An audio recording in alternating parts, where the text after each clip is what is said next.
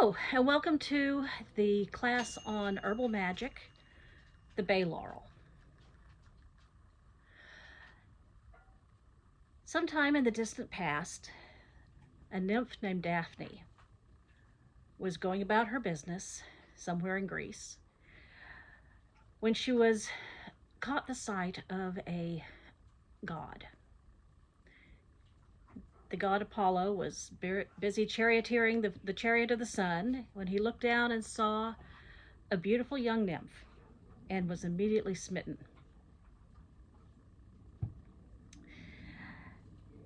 Unfortunately, Daphne did not feel the same. She was Daphne was a priestess of Artemis, and as such, she had avowed herself to chastity. As she began to run, she saw the god and realized that Apollo was interested in her, so she began to run away. She ran as fast as she could, but he was as much a hunter as his sister, and he finally caught up with her. As he tried to press his courtship of her, she cried out to the goddess Artemis and begged for help. Please keep this from happening. Artemis responded by transforming Daphne into a tree. Her fast feet suddenly rooted in place. Her arms stretched out before her and above her turned into tree limbs. Bark covered over her body, and leaves sprouted from along the branches and out of her hair. Apollo was devastated.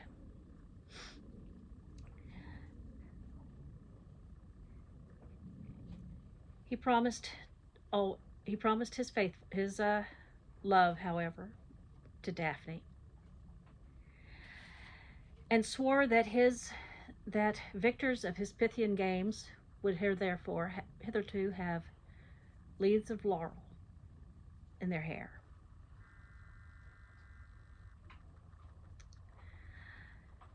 So that's the story of Daphne and Apollo, and it's the origin story of the herb that we're studying today.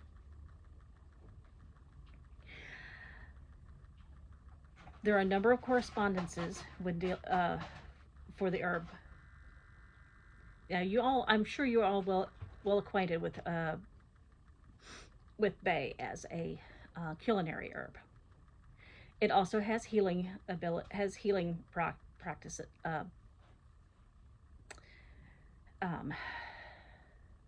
It also has healing properties. But I am not an herbalist. Therefore, we will not be learning about those types of healing properties. We'll be learning about magic and the use of its esoteric uses. The bay laurel tree is an upright tree, fairly small. It gets to about 12 to 15 feet.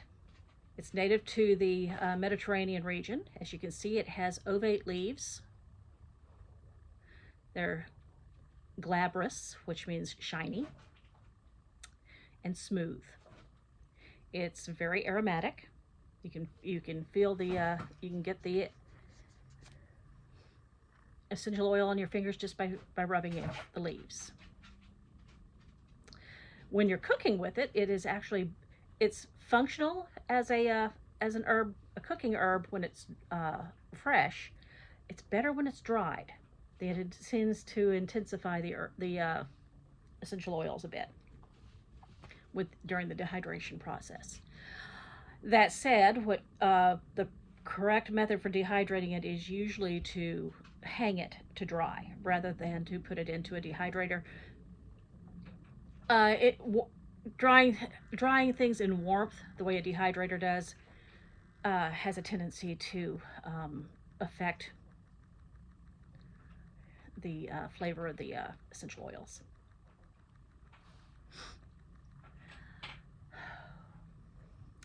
Now,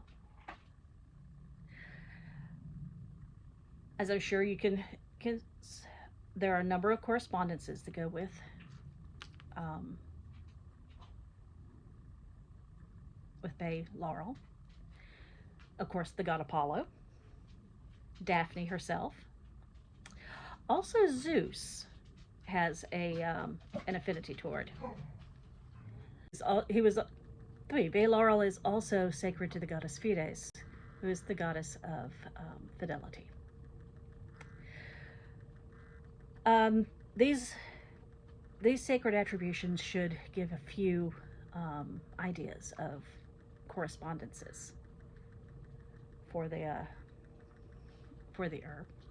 Of course, there's going to be success from the crowning of victors, the correlation with the sun, and everything associated with the sun as a planetary entity. Correlation with the sign of Leo, and with the element fire.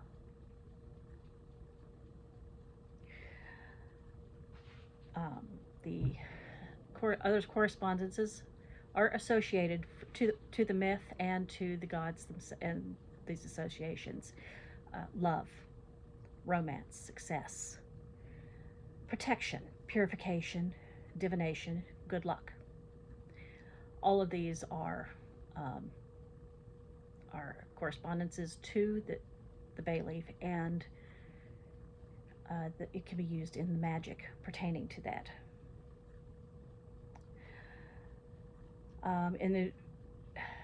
In addition, you can try using it in spells for the removal of obstacles, attracting love, purifying a space. Divination is a big one. The leaves were chewed, or either chewed or smoked, depending on who you speak to, by the Pythia, who is the oracle at Delphi. Do not try this at home, kids. Okay, there are psychoactive aspects to the leaves that you don't want to play around with if you don't know what you're doing.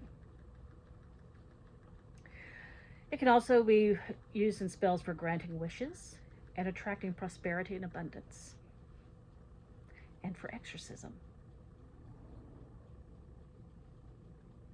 As to its protective properties, apparently it is especially propitious for protecting you from evildoers, evil spirits, and thunder and lightning.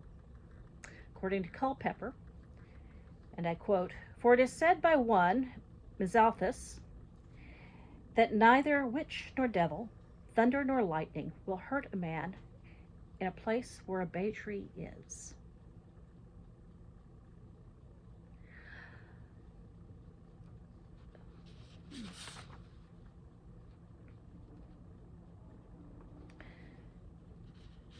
What are some ways we can use bay? If you look on the wall behind me, well, you can barely see it, I suppose. You'll see a bay wreath, excuse me. That was on my wall, or on my front door 2 Yules ago. The wreath itself has been here inside ever since it dried out on the front door, as a bringer of luck. And that's a wonderful way to use it. It can also be used in money spells. It can be used in, if you put a bay leaf in your, supposedly if you put a bay leaf in your wallet, that will attract money to you. Another method for releasing something, letting go of an association that is no longer working for you, or removing an obstacle from you, is to write a word or the name of that obstacle on a bay leaf, a dried bay leaf, and then burn it. These are just some ideas on how to use this particular herb. I would suggest anyone who had to, if you can, acquire a bay tree. They're not hard to find. Most nurseries will have small ones. You can keep them in a pot, and they're very suited to pot culture, or excuse me, to container culture.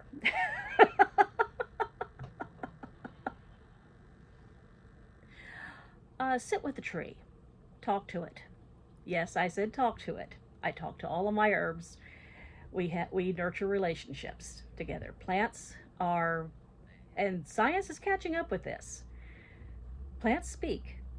They talk to each other. They talk to other entities. Their ways of speaking are not the same as ours. They don't force air between folded membranes, but they do speak in the form of pheromones and the increasing and decreasing of water, the action of water within their cells. They support each other, and they can support us if we approach them as partners and not as someone wanting to vanquish them. So take some time, look over this sheet I've given you in the resources section. Over time, I will add a few. I will add recipes for things like potpourris or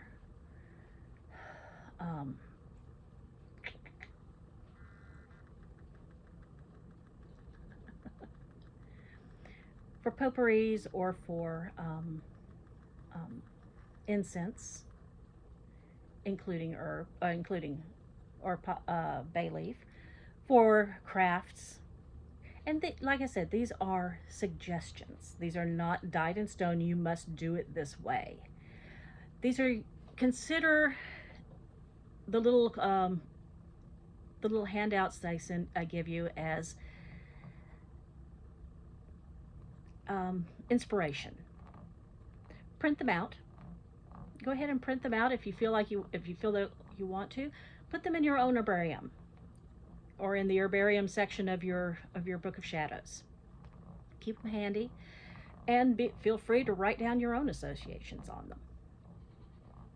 And let us know as you work with Bay Laurel. Let us come back to this community and let us know what you find out. All right. Well, thank you for attending and for listening to my little talk. I hope you found it informative, and I will see you on the Herb Magic site. If you're unfamiliar, if you're at First Home Hermitage watching this video and you don't know what the Herb Magic site is, it is on School, and it is listed. There is a link in the description below. If you're on School, well, you've already gotten access to the coursework and the handouts, etc. And that's basically that's the handouts and the collection of recipes and craft ideas is what you're paying for. So there's a nominal fee for access to those if you're coming at this from the YouTube channel. So check it out, and I hope I'll see you again for the next class. Bye-bye.